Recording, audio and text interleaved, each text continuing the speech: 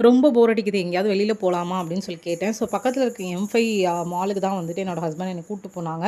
So இப்போ தான் வந்து ரீசென்ட்டா ஓப்பன் பண்ணியிருக்காங்க. அண்ட் ஃபுல் ஃப்ளெட்ஜ்டா வந்து ஷாப்ஸ் எதுவுமே வந்து ஓப்பன் ஆகல.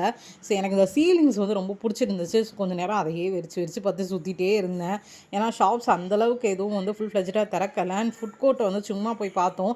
இந்த சாப்பாடுலாம் நம்மளுக்கு செட் ஆவாது. சாப்பிட்ட மாரியே இருக்காது. நம்ம வீட்டுக்கே போய் சாப்பிட்டுக்கலாம் அப்படின்னு சொல்லிட்டு கொஞ்சம் பாப்பா கூட்டிட்டு வந்தனால வந்துட்டு ஃபன் சிட்டில வந்து கொஞ்சம் நான் விளையாட வச்சுட்டு அப்புறம் அப்படியே வந்துட்டு வீட்டுக்கு போலாம் அப்படின்னு சொல்லிட்டு தான் பிளானு.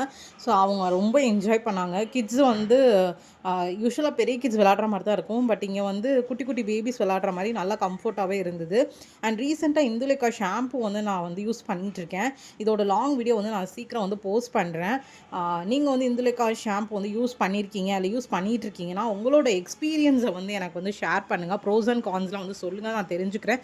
லாங் வீடியோல வந்து உங்களோட எக்ஸ்பீரியன்ஸை நான் வந்து ஷேர் பண்றேன். பாய்.